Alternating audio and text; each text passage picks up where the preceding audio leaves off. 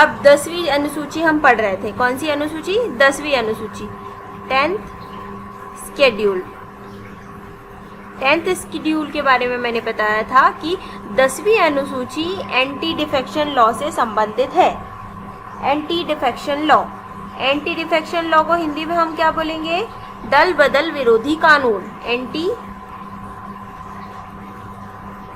Defection law. इस question के ऊपर थोड़ा सा आईएमपी टिक कर लेना, क्योंकि 10वीं अनुसूची पूछी जाती है और मेजॉरिटी ऑफ द टाइम जैसे जब इलेक्शन का टाइम चलता है तो इलेक्शन के टाइम पे इस प्रकार के कोई ना कोई मुद्दा उठता ही है। तो ये वाला जो अनुसूची है वो करंट अफेयर्स का भी एक बहुत अच्छा पार्ट को कवर करता है, इसीलिए 10th शेड्यूल को आप लोग स्टार मार्क करके लिखिएगा कि हाँ भाई ये आईएमपी है। 10th शेड्यूल किससे संबंधित है? Anti defection law. Anti defection law को हिंदी में क्या बोला जाता है? दल बदल विरोधी कानून,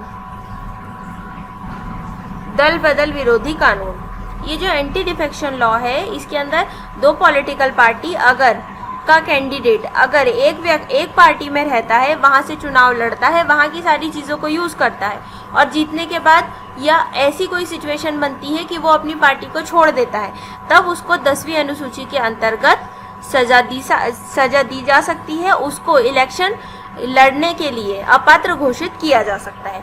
ये वाला जो शेड्यूल है वो कब एडॉप्ट किया था हमने, या इसको कौन से कॉन्स्टिट्यूशनल अमेंडमेंट एक्ट के द्वारा लाया था? 52nd constitutional amendment act 1985। इस शेड्यूल को कब जोड़ा गया था संविधान की अनुसूचियों में? 1985 के अंतर्गत। 1985 में हमने दल बदल विरोधी कानून को हमारे अनुसूचियों में जोड़ने का काम किया था।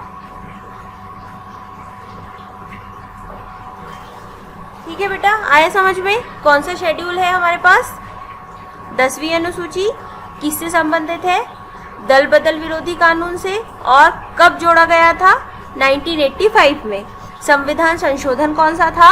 52वां संविधान संशोधन। यही क्वेश्चन आता है कि पहला क्वेश्चन तो आएगा कि 10वीं अनुसूची का संबंध किससे है, तो वो आपको दे देंगे दल बदल विरोधी कानून, अनुसूचित जाति के एरियाज, या तो फिर पंचायत या म्यूनसिपैलिटीज। तो आपको बताना है कि 10वीं अनुसूची दल बदल विरोधी कानून या एंटी डिफेक्शन लॉ से संबंधित है।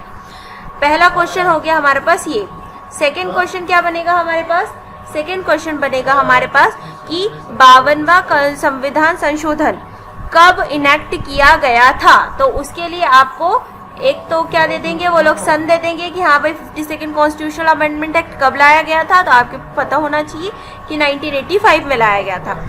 तीसरा क्वेश्चन ये बनता है कि 52वां संविधान संशोधन के द्वारा अनुसूचियों में कौन सी अनुसूची को जोड़ा गया था।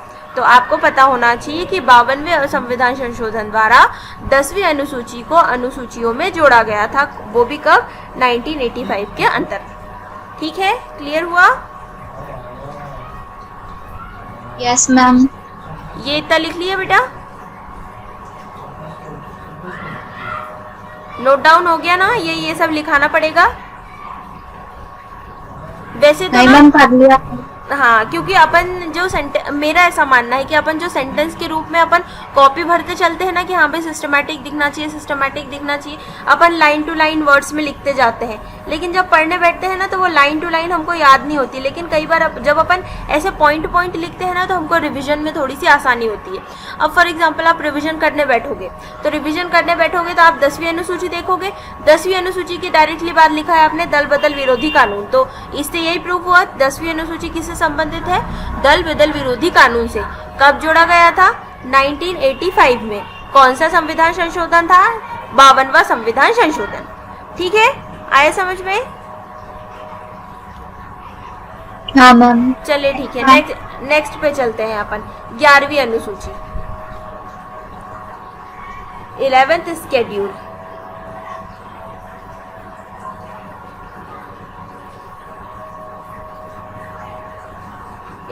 शेड्यूल 11th शेड्यूल या 11वीं अनुसूची किससे संबंधित है? ये one of the very most important question. क्योंकि 11वीं अनुसूची और 12वीं अनुसूची इनको अभी अभी मतलब 1992 में जोड़ा गया था। और हमारे जो हमने 3 टायर गवर्नमेंट सिस्टम को अपनाया है, कौन सा सेंट्रल गवर्नमेंट, स्टेट गवर्नमेंट और लोकल गवर्नमेंट। तो लोकल गवर्नमेंट के अंतर्गत जो पंचायत आती है, म्यूनसिपैलिटीज आती है, उनसे रिलेटेड है ये 11वीं अनुसूची। तो 11वीं अनुसूची का संबंध किससे है? पंचायत से।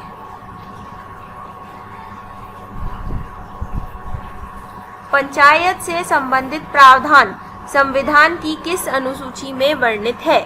ये क्वेश्चन आता है, आए समझ में? Which act is related with panchayat, which schedule is related with panchayat, इस टाइप के क्वेश्चन आते हैं 11 शेड्यूल से लेकर।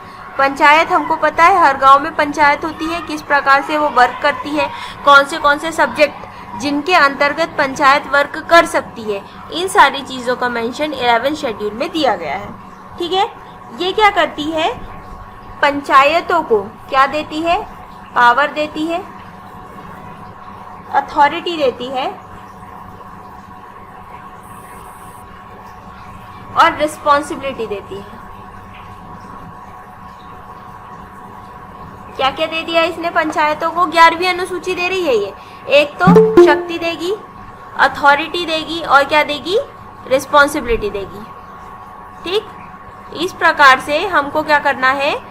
11वीं अनुसूची का संबंध किससे मापा जाता है? पंचायतों से, जो पंचायतों को इन 3 प्रकार की शक्तियां प्रदान करने का काम करता है, पावर, अथॉरिटी और रिस्पॉन्सिबिलिटी। अथॉरिटी किस प्रकार से कि हाँ भाई, जैसे अपने ग्राम पंचायत में अगर हमको मेला लगाना है किसी भी प्रकार के गांव में मेला लगाना है, तो उससे हमको क्या कलेक्टर से परमिशन लेनी पड़ती है या गांव के सरपंच से परमिशन लेनी पड़ती है?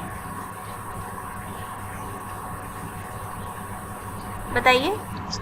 सरपंच से, गांव के सरपंच से। तो मतलब वहां पर उसने उस सरपंच को अथॉरिटी दे दी है कि आप इस एरिया को मैनेज करने का काम, कंट्रोल करने का काम करोगे। अब जैसे मेला लगाना है तो मेले में बहुत सारे लोग आते हैं, किनका किस प्रकार से रजिस्ट्रेशन होगा, कौन आएगा, क्या सामान बिकेगा, ये सारी चीज़ों की अथॉरिटी या ये सारी चीज़ें देखरेख करने का काम कौन करता है? पंचायत का जो हेड होता है सरपंच, वो सब करने का काम करता है। पावर तो दे दी, शक्तियाँ भी दे दी कि हाँ भाई आप ये कर सकते हो, अथॉरिटी भी दे दी। और वो क्या करता है? रिस्पॉन्सिबिलिटी भी देता है कि पंचायत के अंदर या हमारी जितना भी टेरिटोरियल ज्यूरिडिक्शन है, हम जिस एरिया में काम कर रहे हैं उसके अंदर कि अगर किसी भी प्रकार की कोई घटना होती है तो उसके लिए रिस्पॉन्सिबल भी किसको माना जाएगा? पंचायत को माना जाएगा। जहाँ पर पावर आती है वहाँ पर रिस्पॉन्सिबिलिटी भी आती है। पावर तो ठीक है लेकिन रिस्पॉन्सिबिलिटी हमारे पास डबल आ जाती है। इसी की वजह से पंचायत को क्या क्या मिला है? पावर मिली है, अथॉरिटी मिली है और रिस्पॉन्सिबिलिटी मिली है। किसके माध्यम से मिली है? 11वीं अनुसूची के माध्यम से। ठीक, पंचायतों के पास सब्जेक्ट्स कितने हैं? It has 29 subject. 29 subjects in the sense ऐसे पंचायतों को 29 विषय प्रदान किए गए हैं जिन विषयों पर पंचायत नियम और कानून बना सकती है। आया समझ में? नियम और कानून पंचायत तो बनाएगी लेकिन कितने विषयों पर बना सकती है? 29 सब्जेक्ट्स पर पंचायत नियम व कानून बनाने का काम कर सकती है। अब थर्ड पॉइंट या थर्ड क्वेश्चन ये आता है कि इसको किस संविधान संशोधन के द्वारा जोड़ा गया था? तो 11 शेड्यूल को 73rd कॉन्स्टिट्यूशनल अमेंडमेंट एक्ट 1992 इस संविधान संशोधन द्वारा जोड़ा गया था। 73 संविधान संशोधन 1992 के माध्यम से 11वीं अनुसूची में पंचायतों को जोड़ा गया था। इस प्रकार से आपके होते हैं 3 क्वेश्चन तैयार। सबसे पहला क्वेश्चन आएगा 11वीं अनुसूची का संबंध किससे है? तो आपको पता होना चाहिए कि 11वीं अनुसूची का संबंध पंचायतों से है। सेकंड क्वेश्चन आएगा कि पंचायतों को कितने विषयों पर नियम व कानून बनाने की शक्ति है? तो आपका आंसर क्या होगा? 29 विषय। पंचायतों को 29 विषयों पर नियम व कानून बनाने की शक्ति है। थर्ड क्वेश्चन आएगा कि 8वीं अनुसूची को किस संविधान संशोधन द्वारा जोड़ा गया था? आपका आंसर आएगा 73rd कॉन्स्टिट्यूशनल अमेंडमेंट एक्ट 1992 के द्वारा।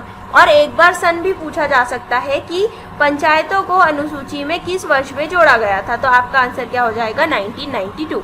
इस प्रकार से एक शेड्यूल से हमारे पास 3 क्वेश्चन तैयार हो रहे हैं। वो आपसे सिर्फ इतना ही पूछेगा कि पंचायतों को कितने विषय प्रदान किए गए हैं, 28, 29, 30, 31। तो आपको पता होना चाहिए कि पंचायतों को कितने सब्जेक्ट प्रदान किए गए हैं, 29 सब्जेक्ट्स। ठीक, ये नहीं पूछेगा हाँ ये पावर, अथॉरिटी, रिस्पॉन्सिबिलिटी, ये तो अपन ने अपनी समझ के लिए लिखा है कि यहाँ पे पंचायत किस प्रकार से वर्क करेगी। लेकिन जब बात आती है कि किस संविधान संशोधन द्वारा जोड़ा गया, तो 73rd, और किस वर्ष में जोड़ा गया 1992। टोटल सब्जेक्ट कितने हो गए 29, और किससे संबंधित है 11वीं अनुसूची, पंचायतों से। आई बात समझ में?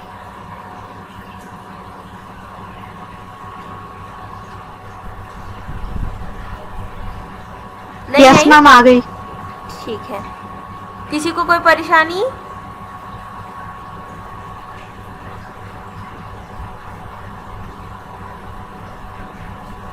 सबको सब समझ में आ गया?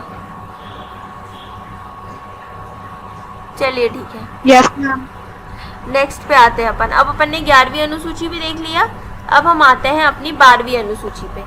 12वीं अनुसूची हमारे संविधान की आखिरी अनुसूची है, जिसके अंदर हमने क्या किया है, इसको भी हमने क्या किया है, इसके पहले जो 11वीं अनुसूची थी उसके अंदर कौन सा संविधान संशोधन था?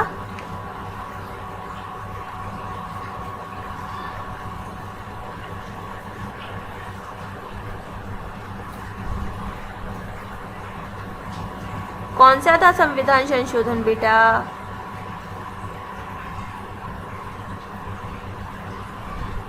अभी पढ़ा ना हमने 11वीं अनुसूची। Ma'am 73rd constitutional amendment act 1992। तो हमारी जो 12वीं अनुसूची है वो किससे संबंधित है? म्युनिसिपैलिटीज या नगर पालिका। हमारी लोकल गवर्नमेंट की बात करी थी हमने।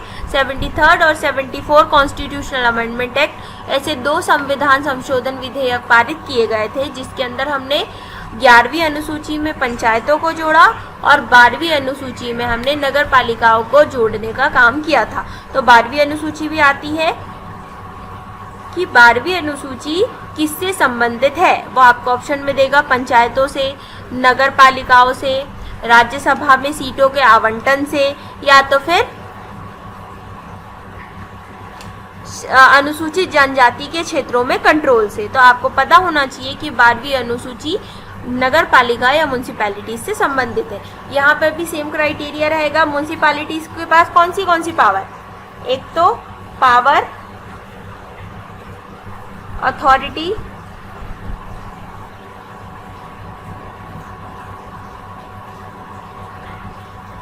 और एक आता है रिस्पॉन्सिबिलिटी। ये पावर, अथॉरिटी एंड रिस्पॉन्सिबिलिटी किसको देने का काम करती है? म्युनिसिपैलिटीज को देने का काम करती है। कौन करती है? 12वीं अनुसूची। अब सेकेंड पॉइंट आता है, इसके अंदर कितने सब्जेक्ट्स है? तो इसके अंदर सब्जेक्ट्स की संख्या है 18। हमने 11वीं अनुसूची देखा था। 11वीं अनुसूची में पंचायतों के पास कितने विषयों पर नियम कानून बनाने की शक्ति है? 29। बिल्कुल उसी प्रकार से नगर पालिका या म्युनिसिपैलिटीज के पास ऐसे 18 विषय प्रदान किए गए हैं, जिनके माध्यम से नगर पालिकाएं नियम व कानून बनाने को बाध्य रहेंगी या बना सकती है। कितने सब्जेक्ट्स? 18 सब्जेक्ट्स। थर्ड पॉइंट इसके अंदर भी सेम आएगा कि इसको किस संविधान संशोधन के द्वारा जोड़ा गया था। इसको 74th constitutional amendment act 1992, 74th constitutional amendment act 1992 के माध्यम से हमारी अनुसूचियों में 12वीं अनुसूची को जोड़ा गया, जिसका संबंध नगर पालिकाओं से है। आया समझ? बिल्कुल वैसे ही क्वेश्चन बनेंगे जैसे हमने 11 शेड्यूल में पढ़ा था। 12वीं अनुसूची का संबंध किससे है? संविधान की अनुसूचियों में नगर पालिका किस अनुसूची में वर्णित है? हो गया दूसरा क्वेश्चन। तीसरा क्वेश्चन, नगर पालिका या म्युनिसिपैलिटीज को कितने विषय प्रदान किए गए हैं? चौथा क्वेश्चन कि 12वीं अनुसूची किस संविधान संशोधन के माध्यम से जोड़ी गई थी, या तो फिर किस वर्ष में 12वीं अनुसूची को संविधान में जोड़ा गया था। इस प्रकार से 4 से 5 क्वेश्चन एक शेड्यूल से मिलकर बनते हैं। आ गया समझ में?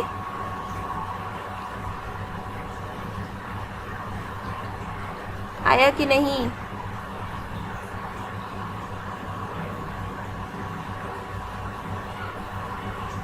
किसमें क्या प्रॉब्लम जा रही बेटा? रिस्पॉन्स दो, तब तो मुझे पता चलेगा कि आप लोग बैठे हो क्लास में। अदरवाइज ऐसा लगेगा कि मैं सिर्फ अकेली बोल रही हूँ। मैम एक बार और एक्सप्लेन कर दो। 12वीं अनुसूची? Yes ma'am. चलिए ठीक है।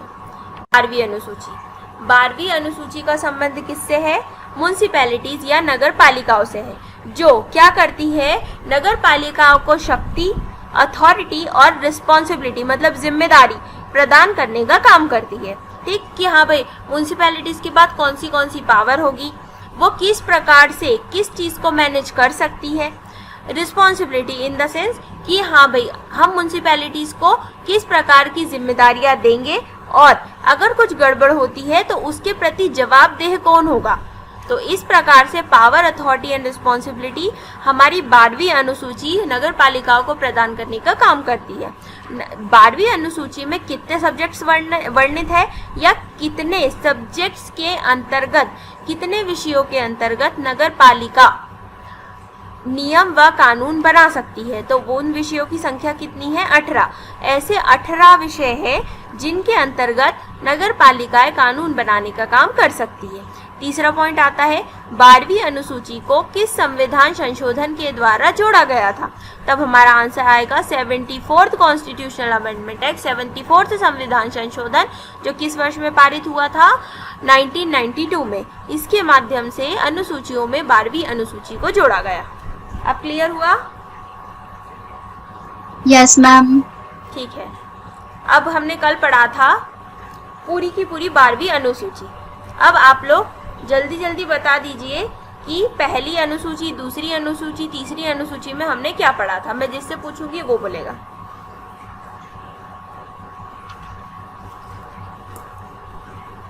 आदर्श, चौथी अनुसूची का संबंध किससे है? मैम राज्यसभा से, राज्यसभा की सीटों का वो दिया गया है। राज्यसभा में राज्य और केंद्र शासित प्रदेशों की सीटों का आवंटन या सीट किस प्रकार से राज्यसभा में डिसाइड होगी, वो बिल्कुल करेक्ट है आपका आंसर। शिरीन, छठवीं अनुसूची का संबंध किससे है? आवाज आ रही बेटा? स्वाति, छठवीं अनुसूची। मैम वो उसमें ट्राइबल एरियाज और एडमिनिस्ट्रेशन कंट्रोल्स आते हैं। Ma'am schedule caste and schedule tribe. हाँ ma'am, schedule caste and schedule tribe. बेटा मैंने छठवीं अनुसूची बोला, मैंने उस दिन पढ़ाते टाइम भी यही बोला था। आप 5वीं और छठवीं अनुसूची में बिल्कुल कंफ्यूज होंगे। 5वीं अनुसूची में आते हैं शेड्यूल असम, मेघालय, त्रिपुरा, मिजोरम। हाँ AMTM। बिल्कुल वही। असम, मेघालय, त्रिपुरा और मिजोरम, इन 4 स्टेट्स की एडमिनिस्ट्रेशन एंड कंट्रोल की बात की गई है छठवीं अनुसूची में।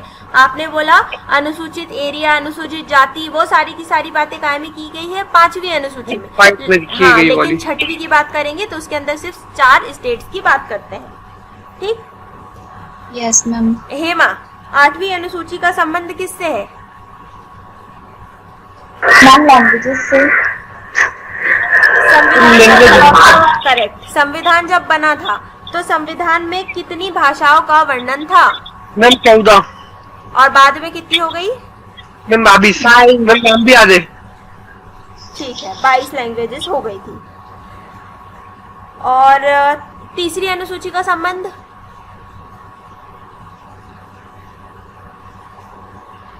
तीसरी अनुसूची मैम शपथ। शपथ। जितने भी हमारे मिनिस्टर्स हैं वो सारे की सारी किस प्रकार से क्या शपथ लेंगे, उनको क्या अधिकार मिलेंगे, इस प्रकार से सारी चीजें तीसरी अनुसूची में वर्णित है। स्वाति, 9वीं अनुसूची का संबंध किससे है?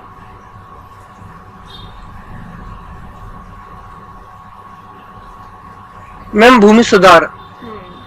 भूमि सुधार से। स्वाति, आपको आवाज नहीं आ रही? मैम आ रही है। तो फिर आंसर कब दोगे? पता नहीं है या दिया ही नहीं? मैम भूल गई थी। नौवीं अनुसूची को किस संविधान संशोधन के माध्यम से जोड़ा गया था? फर्स्ट किस सन में? मैम 1959। 1950 मैम 51 आएगा। हाँ 59 नहीं बेटा 51, पहला संविधान संशोधन 1951 में हुआ था। ठीक है। सातवीं अनुसूची का संबंध किससे है? मैम तीनों राज्यों की राज्य संघ और डिवीजन ऑफ पावर। हाँ ये हुआ करेक्ट आंसर कि सातवीं अनुसूची का संबंध पावर के डिवीजन से है, जिसके अंदर उन्होंने 3 पार्ट में डिवाइड किया था हमने कल, यूनियन लिस्ट, स्टेट लिस्ट और कॉन्करेंट लिस्ट। ठीक है। 12वीं अनुसूची का संबंध?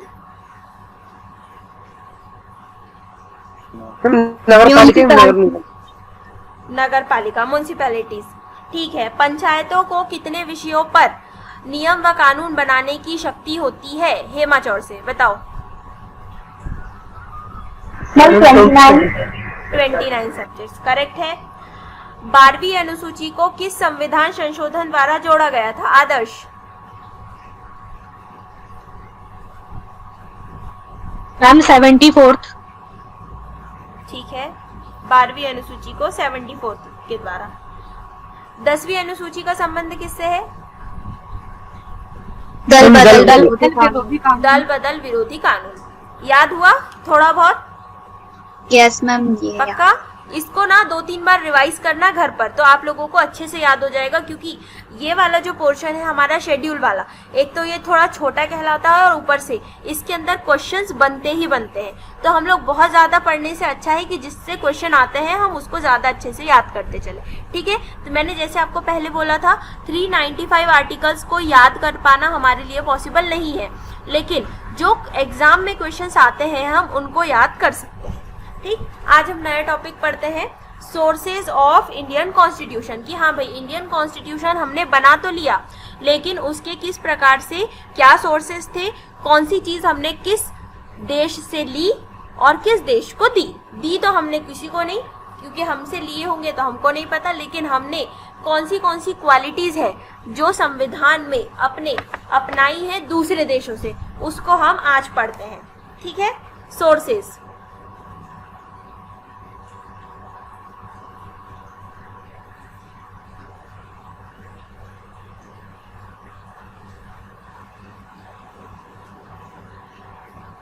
Sources of constitution. सोर्स। अब ये बताओ कि हमको संविधान के जितने भी क्वालिटीज है वो एडॉप्ट करने की या दूसरे देशों से लेने की जरूरत क्यों पड़ी? एनीवन? आदर्श?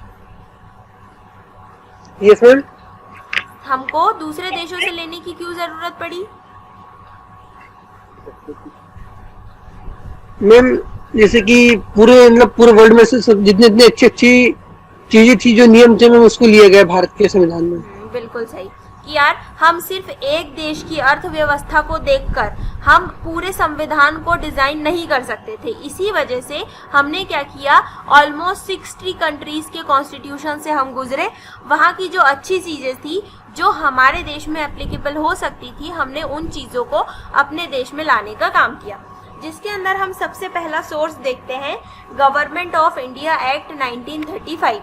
जब मैंने ये गवर्नमेंट ऑफ इंडिया एक्ट 1935 पढ़ाया था, याद है सभी को मैंने जब पढ़ाया था, तो मैंने इसके अंदर ये बताया था कि ये बेस तैयार करता है हमारे कॉन्स्टिट्यूशन का, कि इसके अंदर मेजॉरिटी ऑफ द प्रोविजन, इसके बहुत सारे प्रोविजंस हमने संविधान में एज इट इज ले लिए हैं। ये तो कब बना था 1935 में, लेकिन हमारा संविधान कब बन के तैयार हुआ 1949 में। तो इसके अंदर से बहुत सारी चीजें हमने क्या की थी, डायरेक्टली एडॉप्ट कर ली थी 1949 के अंतर्गत, गवर्नमेंट ऑफ इंडिया एक्ट 1935।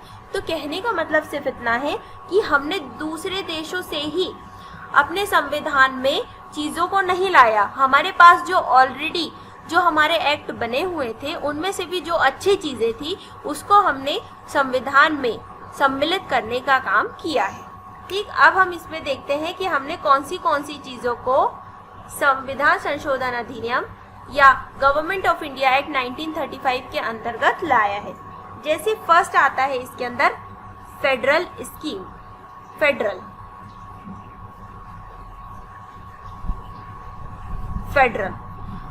होता है परिसंघ।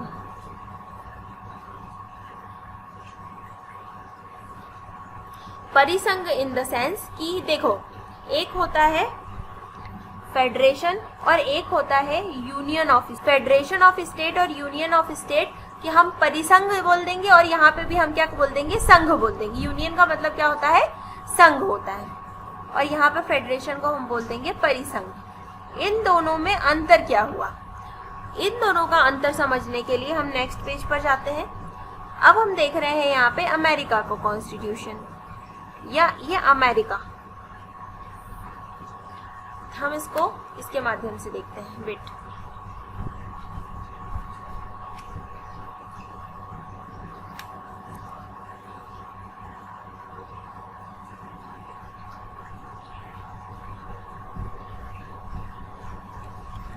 मेरी स्क्रीन शेयर हो रही है, सबको क्लियर दिख रहा है, या आज भी देखने में कोई प्रॉब्लम है?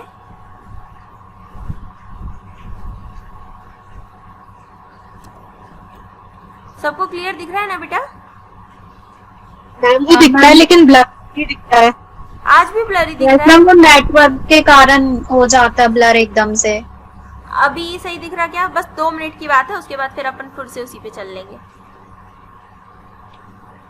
फॉर एग्जाम्पल देखो, जैसे अपन अमेरिका के मैप की बात करते हैं, अभी अपन ने ये वाला खोल लिया, हाँ यूएसए, हमने अमेरिका का मैप खोला। अब परिसंघ क्या होता है, किस प्रकार से हम परिसंघ को डिफाइन करेंगे, इस पे आते हैं। अब अमेरिका के मैप को हमने खोला तो ये जो अमेरिका है वो बहुत सारे स्टेट से मिलकर बना हुआ है बहुत सारे स्टेट से मिलकर। जैसे ये यहाँ पर देखो, वॉशिंगटन है, नेवाडा है, कैलिफोर्निया है, न्यू मैक्सिको है, टेक्सास है।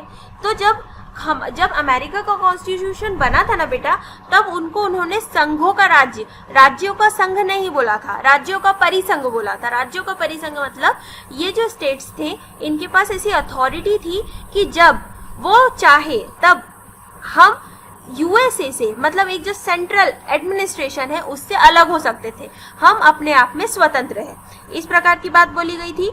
तो और एक पॉइंट आता है, कौन सा वाला point, union of state. America के पास क्या है, इन राज्यों के पास शक्ति थी कि वो अपने आप में फ्री थे, वो जब चाहे अमेरिका का हिस्सा बन जाते थे, और अगर उनका अमेरिका के साथ नहीं जम रहा है तो वो जब चाहे वहां से निकलने का काम भी कर सकते थे। लेकिन जब हमारी इंडियन कॉन्स्टिट्यूशन की बात हुई, तब हमने फेडरेशन ऑफ स्टेट्स को न चुनकर हमने क्या चुना, संघ, मतलब union of states.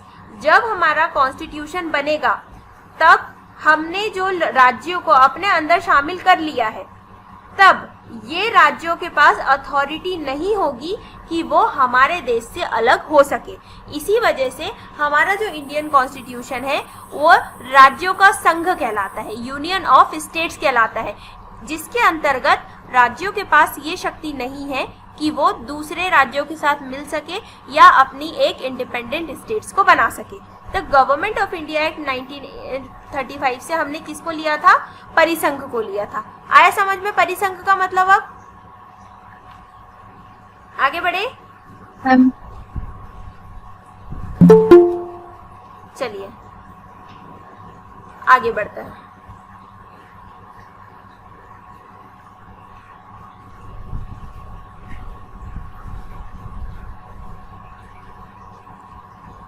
First point हमने परिसंघ को लिया था। दूसरा पॉइंट हम लेते हैं office of governor. Office of governor, जैसे कि मैंने बताया था, गवर्नर पहले भी थे, फिर गवर्नर जनरल ऑफ बंगाल बनाए गए, फिर गवर्नर जनरल ऑफ इंडिया बनाए गए, फिर गवर्नर जनरल ऑफ इंडिया को क्या बना दिया था हमने, वाइसराय बना दिया था।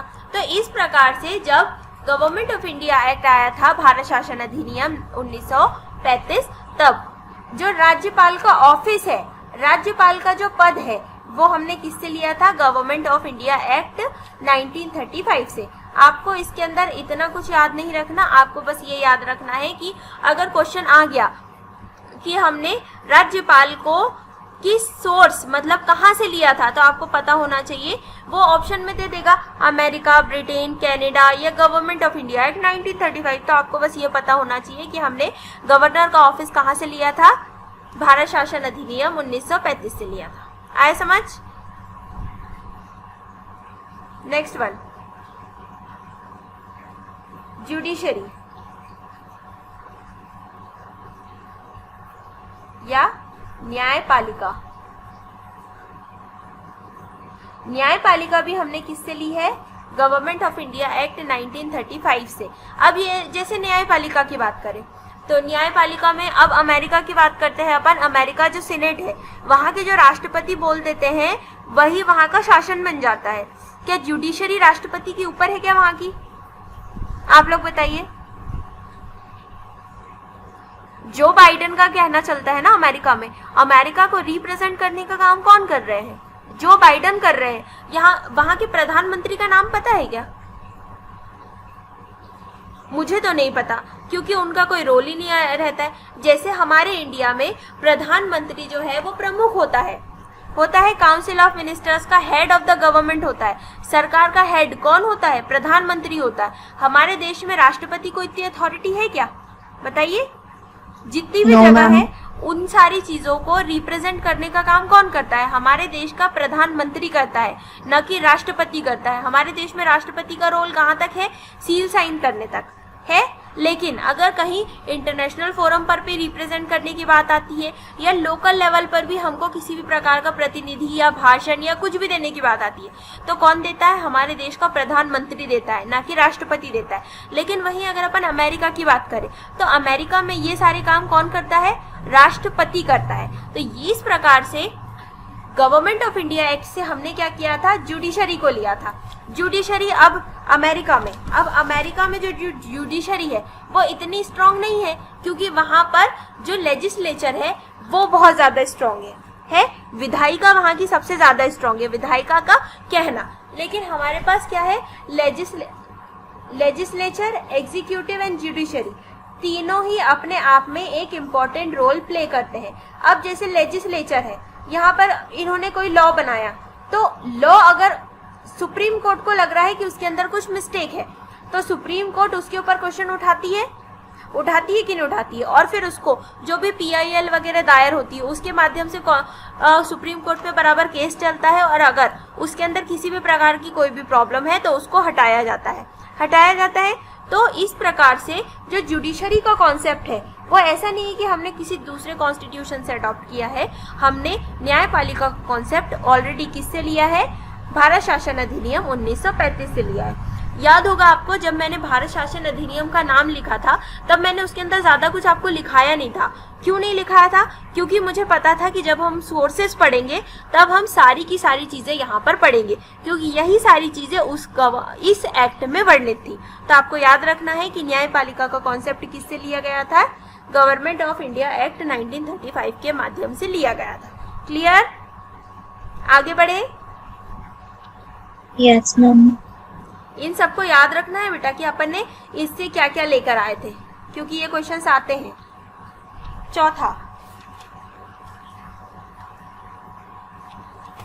चौथा हमने लिया था पब्लिक सर्विस कमीशन। अब जल्दी से बता दो जरा, पब्लिक सर्विस कमीशन की स्थापना कब हुई थी? ये मैंने पढ़ाया था,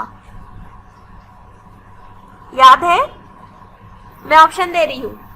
1925, 1926, 1927, 1928। बताइए, पब्लिक सर्विस कमीशन लोक सेवा आयोग की स्थापना कब की गई थी या किस वर्ष की गई थी? आदर्श, याद है बेटा? हाँ या नहीं बोल दो तो ताकि मैं बता सकूं। शिरीन? नहीं है मैम याद।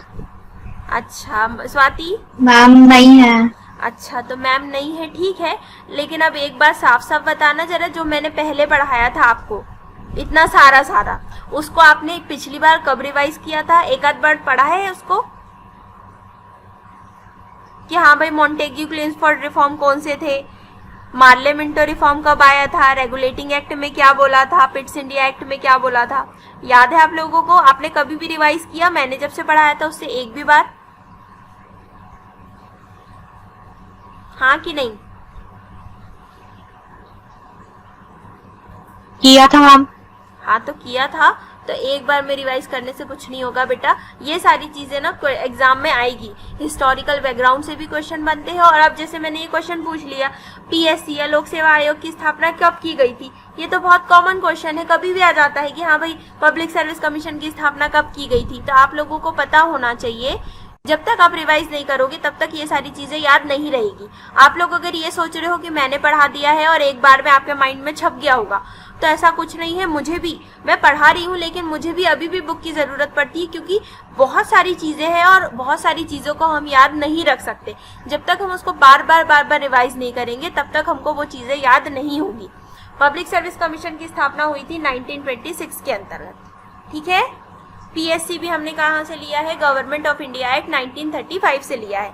जब मैं नेक्स्ट टाइम पूछो तो मुझे आंसर मिलना चाहिए, इसीलिए बस एक बार पढ़ के बैठा करो। मैं ये नहीं बोल रही हूँ कि आप लोग रट के बैठो, क्योंकि बहुत सारा तो मैं खुद ही नहीं बताती हूँ, जो इम्पोर्टेंट है मैं सिर्फ उतना बताती हूँ। तो जितना मैं बता रही हूँ एटलीस्ट आपको उतना याद होना चाहिए, तब तो हमारा पॉलिटी पढ़ने का मतलब है। अदरवाइज तो हमारे पास बहुत सारी बुक्स है, हम तो कभी भी कुछ से भी पढ़ सकते हैं। हम लूसेंट उठाएंगे, हमको 1 घंटा नहीं लगेगा पूरा का पूरा एक बार पढ़ने में, लेकिन इम्पोर्टेंट क्या है, हमको याद होना चाहिए कि यार हम क्या पढ़ रहे हैं और क्यों पढ़ रहे हैं। आई बात समझ में? ठीक है। एक और चीज ली थी हमने इसी से, यही बाजू में लिख दे रही हूं तो एक जैसा हो जाएगा।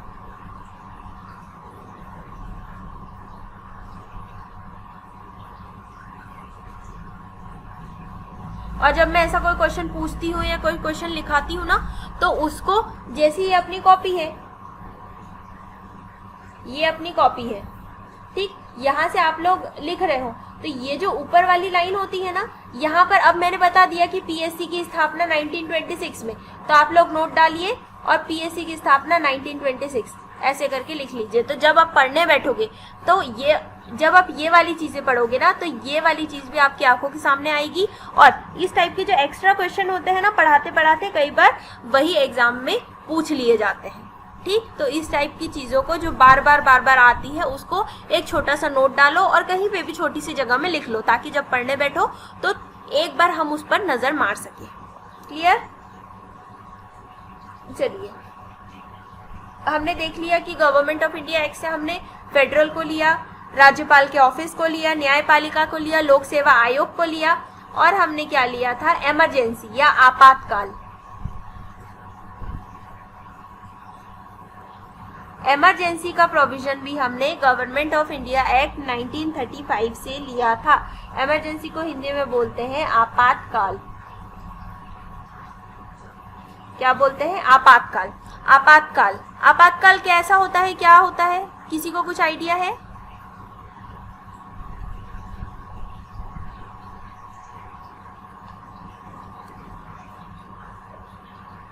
किसी को नहीं पता? चलिए ठीक है। आपातकाल इन द सेंस कि ऐसी कोई सिचुएशन अगर बन जाती है जब हमारी जो रूल एंड रेगुलेशन है, हमारी जो कार्यपालिका है, हमारी जो न्यायपालिका है, हमारी जो विधायिका है, वो संविधान के अनुरूप नहीं चल रही है, या संविधान के अनुरूप नहीं चल रही, ये पहला पॉइंट। दूसरा पॉइंट, या किसी बाहर वाले देश ने हम पर आक्रमण कर दिया है और हम अपनी चीज़ों को अच्छे से नहीं संभाल पा रहे हैं, तो इस टाइप की सिचुएशन में सेंट्रल गवर्नमेंट क्या करती है? आपातकाल लगा देती है। आपातकाल लगा देती है मतलब वो जो बोलती है उस टाइम वही होता है। तो इस प्रकार के प्रोविजन जो है वो भी हमारे संविधान में अडॉप्ट किए गए हैं। जैसे अभी जम्मू कश्मीर का मैटर हुआ था, जम्मू कश्मीर का जब हमने स्टेटहुड लिया और उसको कॉन्स्टिट्यूशन क्या बनाया हमने, वो बनाया केंद्र शासित प्रदेश, यूनियन टेरिटरी, तब वहां पे आर्टिकल 144 लगाई गई थी, आर्टिकल 144, या तो फिर हमने प्रेसिडेंट रूल लगाने का काम किया था। तो प्रेसिडेंट रूल या आर्टिकल 144 जब हमारी न्याय व्यवस्था हमारे हाथों में न रहे, तब जनता की भलाई के लिए या जनता की चीज़ों को कंट्रोल करने के लिए हमें कई बार आपातकाल लगाने की आवश्यकता पड़ती है। तो ये वाला प्रोविजन भी हमने किससे लिया था? गवर्नमेंट ऑफ इंडिया एक्ट 1935 से लिया था। क्लियर? ये सारी चीज़ें बेटा पूछूंगी मैं, इसीलिए प्लीज़ याद करिएगा। कल संडे है, आप लोगों की छुट्टी है शायद, है या नहीं? नहीं मैम, क्लास है।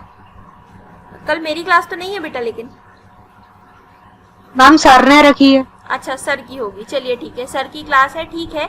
लेकिन आप लोग प्लीज कल संडे के दिन 1 घंटे का समय निकालिए, सिर्फ 1 घंटा। 1 घंटे के समय में मैंने जितना पढ़ाया है सिर्फ उसको एक बार रीड करिए। हमको जितनी भी बार टाइम मिलता है ना, सिर्फ पढ़ो मत, ना याद करने की रटने की भी जरूरत नहीं है। सिर्फ जितनी बार टाइम मिलता है उसको बस पलटाते रहो और एक एक बार पढ़ो, ज्यादा नहीं, बस एक एक बार पढ़ो। जब आप बार बार उन्हीं चीज़ों के ऊपर से गुजरोगे और उन्हीं चीज़ों का आप बार बार पढ़ोगे ना, तो अपने माइंड में उसकी इमेज बिल्कुल क्लियर हो जाती है। तब हमको रटने की ज़रूरत नहीं पड़ती। और एक एक बार पढ़ने में कितना टाइम लगता है? ज़्यादा टाइम तो लगता नहीं है। तो ये पढ़ने का बेस्ट तरीका है कि आपको जैसे टाइम मिले बस एक बार आप क्या करो, पलटाते चलो, एक बार रीड करो। नहीं हो रहा याद, मत होने दो याद।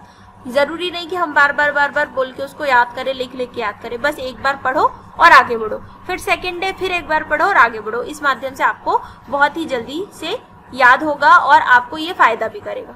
ठीक है, गवर्नमेंट ऑफ इंडिया एक्ट से हमने इतनी चीजों को लिया था, ये याद रहेगा।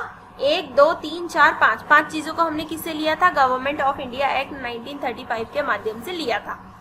अब हम देखते हैं कि हमने जो बाकी कॉन्स्टिट्यूशन है जिससे होकर हम गुजरे थे, उन सोर्सेज से हमने क्या क्या लिया है। जैसे पहला तो ले लिया हमने, अब हम दूसरा देखते हैं कि हमने कहाँ से क्या लिया। हमने दूसरा लिया था, फॉर एग्जाम्पल हम ब्रिटेन कॉन्स्टिट्यूशन की बात करें या ब्रिटिश,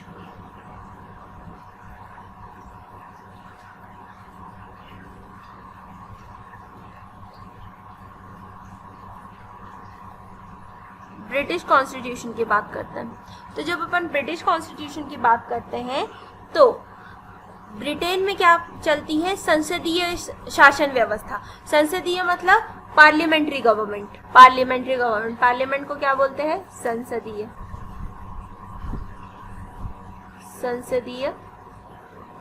सरकार। संसदीय सरकार। कुछ बोल रहे हो बेटा? यस मैम, वो एक क्वेश्चन था।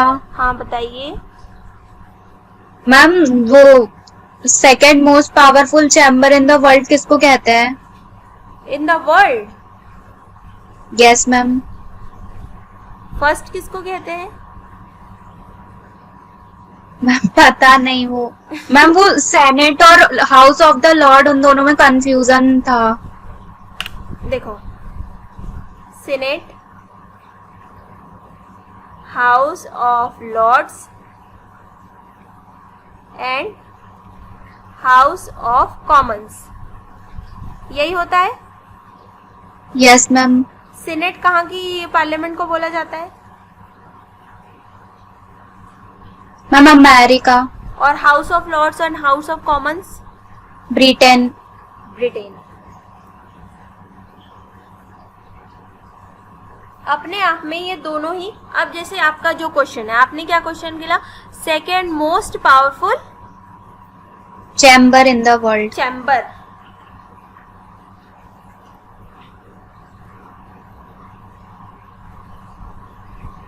ये क्वेश्चन कहीं आया था क्या? यस मैम, आज आया था वो क्वेश्चन। आप उसके ऑप्शन बताइए। House of the Lord, senate और राज्यसभा एंड ऑल। अच्छा, second most powerful chamber in the world. I think ना, मुझे पक्का नहीं पता, क्योंकि अपने देश के लिए तो जैसे अमेरिका की बात करें तो उसके लिए अपनी सीनेट इम्पोर्टेंट है, वैसे ही ब्रिटेन की बात करें तो ब्रिटेन के लिए उसकी हाउस ऑफ लॉर्ड्स इम्पोर्टेंट है, और अपने इंडिया की बात करें तो अपने लिए राज्यसभा इम्पोर्टेंट है। हर अपने देश के पर्सपेक्टिव से अपने जो चीज़ें हैं वो अपने आप में इम्पोर्टेंट है। लेकिन अगर आपका ऐसा क्वेश्चन है तो हो सकता है कि फर्स्ट हाउस वो सीनेट को मानते हो और सेकंड हाउस वो हाउस ऑफ कॉमन्स को मानते हो, क्योंकि एग्जैक्टली मुझे भी नहीं पता इसका आंसर। चलो इसको गूगल पे डाल के देखते हैं क्या आता है।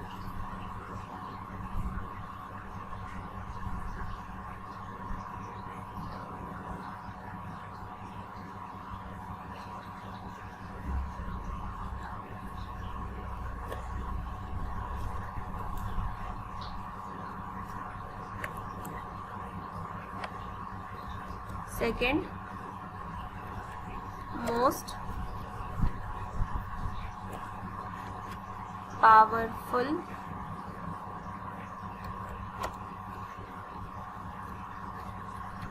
Chamber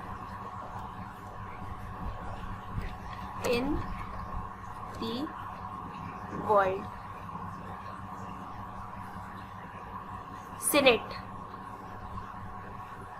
Yes, Senate ma'am. is really the most powerful second chamber of the world. इसने तो भैया Senate बता दिया.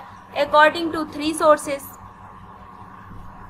the power and function of the Senate prove beyond any shadow of the doubt that not only it is more powerful than the lower house, but it is also most powerful second chamber in the world. Even the fathers of the US Constitution mentioned Senate first and then the House of Representatives in the articles of original Constitution. Senate is the most powerful second chamber. Second, अब यहाँ पे first डाले तो जरा क्या आता है? First more powerful chamber in the world.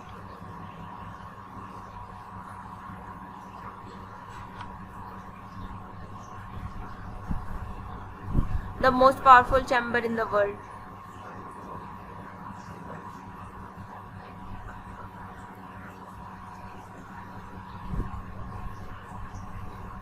इसके अंदर तो ऐसा कुछ दिखा नहीं रहा यार. जैसे देखो इसके अंदर अगर अपन इसको खोलते हैं,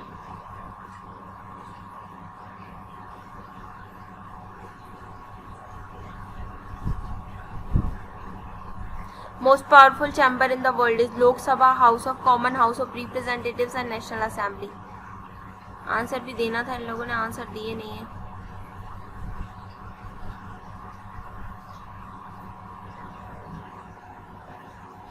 या तो फिर ऐसा होगा स्वाति, जैसा आप लोगों ने आपने क्वेश्चन किया ना कि जैसे सीनेट, अब ये जो सीनेट है इसको किसी ने बोल दिया होगा कि second most important chamber of the world, इसकी वजह से ये क्वेश्चन पूछा गया है. फर्स्ट को किसी ने बोला नहीं होगा. जैसे अब यहाँ पर ये लिखा है senate is the most powerful chamber of the world. अब ये यहाँ पर भी, यहाँ पर ये क्या लिखा है? Even the father of US constitution mentioned senate first and then house of representatives in the article. तो जब ये क्वेश्चन क्यों आया होगा? क्योंकि किसी भी कॉन्स्टिट्यूशनल मेकर्स ने सीनेट को सेकेंड मोस्ट इम्पॉर्टेंट चैम्बर का नाम दिया होगा. अब जो मोस्ट इम्पॉर्टेंट चैम्बर है और अगर किसी रूलर या किसी ने भी उसको सेकेंड चैम्बर नाम दिया होगा, इसकी वजह से ये क्वेश्चन आया है. मेरे पॉइंट ऑफ व्यू से तो यही है, और फिर आगे का होगा तो अब वो देखा जाएगा. ठीक है, आगे बढ़े. Yes ma'am. चलिए ठीक है.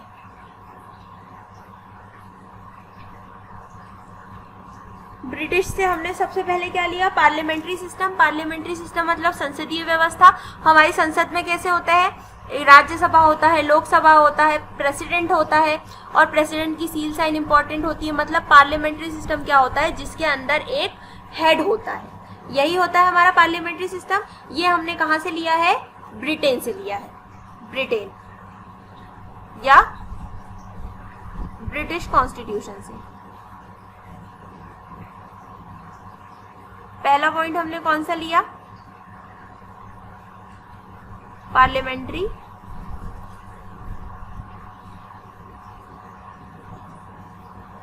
गवर्नमेंट. दूसरा पॉइंट हम ले रहे हैं सिंगल सिटीजनशिप.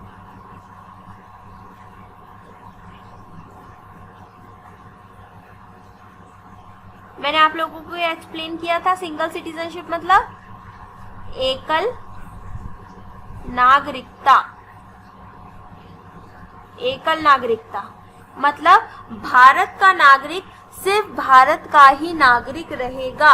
वो मध्य प्रदेश का नागरिक, तमिलनाडु का नागरिक, महाराष्ट्र का नागरिक, केरल का नागरिक कभी नहीं हो सकता. क्योंकि हमारे देश में किसका प्रावधान है? एकल नागरिकता का प्रावधान है. और एकल नागरिकता हमने कहाँ से ली है? ब्रिटेन से ली है. क्योंकि ब्रिटेन में भी सिर्फ एक ही नागरिकता को अपनाया जाता है. लेकिन अगर अपन अमेरिका की बात करें तो अमेरिका का जो व्यक्ति है तो वो कैलिफोर्निया का भी व्यक्ति है, क्योंकि अमेरिका के अंतर्गत आता है कैलिफोर्निया और उस व्यक्ति के पास कैलिफोर्निया की भी नागरिकता है और यूएसए की भी नागरिकता है, मतलब वहां पर क्या है, डबल सिटीजनशिप। लेकिन हमने हमारे देश में कौन सी नागरिकता को अपनाया है, एकल नागरिकता को, जिसको हमने काय से लिया है, ब्रिटिश कॉन्स्टिट्यूशन से। क्लियर? Yes ma'am. चलिए ठीक है, नेक्स्ट पर आते हैं।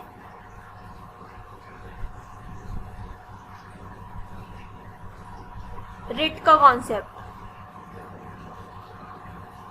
हिंदी में भी इसको रिट ही बोला जाता है। रिट इन द सेंस कि जैसे अब हमारे मौलिक अधिकारों का हनन हुआ, ठीक, अब मुझे बहुत प्यास लगी हो और मैं पानी पीने कुएं पे जा रही हूँ, लेकिन वहाँ के लोगों ने मुझे रोक दिया कि आप अनुसूचित जनजाति की है या आप निचली कास्ट की व्यक्ति है, इसीलिए आप हमारे कुएं से पानी नहीं पी सकती।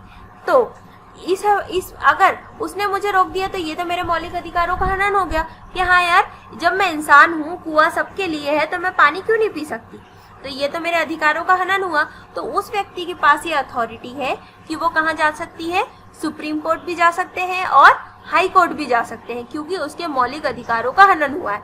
तो इस प्रकार से जब हमारी सरकार रिट जारी करती है, हमारी जो सुप्रीम कोर्ट है, रिट जारी करने की शक्ति किसके पास होगी, सुप्रीम कोर्ट के पास। तो ये जो रिट जारी करने की शक्ति है, ये किसके पास है, सुप्रीम कोर्ट के पास। क्यों जारी करती है, अगर हमारे फंडामेंटल राइट्स या हमारे मौलिक अधिकारों का हनन होता है तो ये वाली शक्ति भी हमने किससे ली है, ब्रिटिश कॉन्स्टिट्यूशन से ली है। क्लियर? रिट क्या हुआ? चौथी चीज जो हमने ली है, इंपॉर्टेंट जो होगी, प्रिविलेजेस।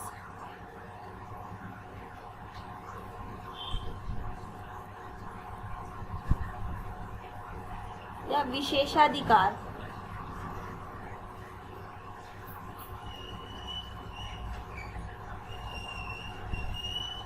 हमारे देश के कुछ ऐसे इंपॉर्टेंट पर्सनैलिटीज होते हैं जिनके पास विशेष अधिकार होते हैं। फॉर एग्जाम्पल, राष्ट्रपति अगर राष्ट्रपति भवन में बैठा है, उससे अगर कुछ गलती हो भी गई है, तो क्या हमारे पास ऐसी अथॉरिटी है कि हम सीधे उसको जाके गिरफ्तार कर सकते हैं?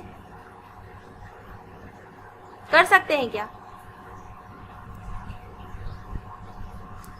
बताइए? नहीं कर सकते, बिल्कुल नहीं कर सकते। हमको क्या करना पड़ेगा, पहले तो उस पार्लियामेंट्री पद से उनको हटाना पड़ेगा, हटाने के बाद उनको 14 दिन का नोटिस देना पड़ेगा, और 14 दिन नोटिस देने के बाद हम क्या कर सकते हैं, उनको गिरफ्तार करने का काम कर सकते हैं। और हम उनको गिरफ्तार क्यों नहीं कर सकते, क्योंकि उस राष्ट्रपति पद की एक गरिमा है, उस गरिमा को वैसा का वैसा बनाए रखने के लिए हम कुछ ऐसे व्यक्ति होते हैं, जैसे हमारे राष्ट्रपति हो गए, राज्यपाल हो गए, प्रधानमंत्री हो गए, मुख्यमंत्री हो गए, सुप्रीम कोर्ट के जज हो गए, हाई कोर्ट के जज हो गए, एडवोकेट जनरल हो गए, और हमारे जो कैग हो गए। इस प्रकार के जो विशेष अधिकारी होते हैं, जो हमारे संविधान को जो हमारे देश को चलाने का काम करते हैं, इन व्यक्तियों को कुछ विशेष अधिकार दिए जाते हैं। और इस प्रकार के जो विशेष अधिकार का प्रावधान है, वो भी हमने किससे लिया है, ब्रिटेन के कॉन्स्टिट्यूशन से लिया है, या ब्रिटिश कॉन्स्टिट्यूशन से लिया है। क्लियर हुआ? ये सारी चीजें बेटा आपको याद ही रखनी पड़ेगी। इसके लिए कुछ नहीं हो सकता कि यार सिटीजनशिप, बस सिटीजनशिप को अपन ऐसे याद रख सकते हैं कि हाँ भाई, ब्रिटेन का नागरिक सिर्फ ब्रिटेन का रहेगा, इसीलिए वहाँ पे एकल नागरिकता है, और एकल नागरिकता हमने अपने देश में अपनाई है, इसी वजह से एकल नागरिकता का कॉन्सेप्ट हमने ब्रिटिश से लिया है। ठीक, रिट जारी करने की शक्ति, विशेषाधिकार, ये सारे के सारे हमने ब्रिटेन कॉन्स्टिट्यूशन से लिए हैं। और एक लास्ट पॉइंट लिख लो, बाईकैमरलिज्म।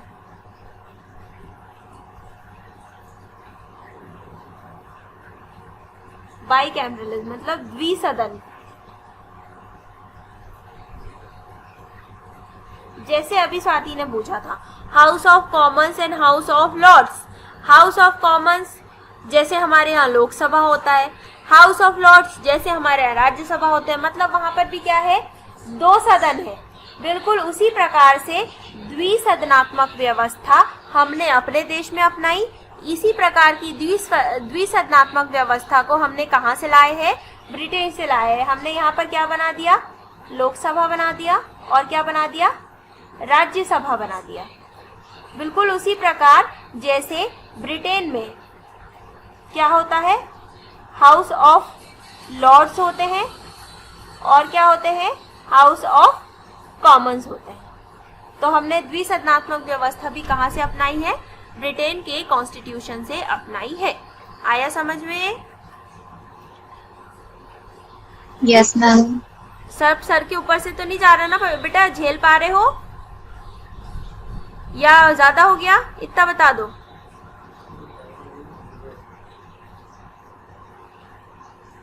ये इतना समझ में नहीं मैम, आ रहा है। जितना आप पढ़ाए उतना समझ में आया ना? बस अब हमको क्या करना है? इन सारी चीजों को लर्न करना है, क्योंकि इनको हमको याद करना ही पड़ेगा, इसका कोई अल्टरनेटिव नहीं है। इसीलिए इन सारी चीजों को हमको सिर्फ एक एक बार पढ़ना है और याद रखने की कोशिश करना है। जब ये सारी चीजें आप बार बार पढ़ोगे तो ये सारी चीजें अपने आप ही माइंड में जम जाएगी। फिर आपको क्वेश्चन आएगा कि हाँ भाई, एकल नागरिकता का प्रावधान किस देश से लिया गया है, तो आपको फट ने रिकॉल होएगा कि ब्रिटेन था, अमेरिका था, कनाडा था या आयरलैंड था। इस प्रकार से वो अलग अलग देश देंगे, तब आपका दिमाग चलना चाहिए कि यार एकल नागरिकता तो हमने ब्रिटेन से ली है, इसीलिए इसका आंसर ब्रिटिश कॉन्स्टिट्यूशन होगा। क्लियर है? आ रहा है ना समझ में कि किस प्रकार से क्वेश्चन बनने वाले हैं आपके? ये नहीं पूछेगा आपसे कि ब्रिटिश कॉन्स्टिट्यूशन से अपने संविधान में किन किन चीजों को लाए हैं ना, लिखने के लिए तो वो कभी देगा ही नहीं, हमको तो ऑब्जेक्टिव करना है।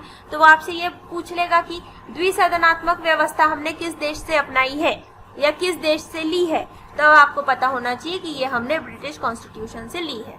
क्लियर? Yes ma'am. चलिए ठीक है, अब हम कल पढ़ेंगे जो बाकी चीजें हमने ली हैं। आज का समझ में आया जो पढ़ा है? हाँ मैम। हाँ मैम। और याद कब होगा ये सारी चीजें? परसों जब आओगे तब एक बार पढ़ के बैठना, ठीक है? तो हम लोग फटाफट एक बार यही शेड्यूल्स रिवाइज कर लेंगे और ये जो सोर्सेज हमने आज पढ़े हैं वो रिवाइज कर लेंगे।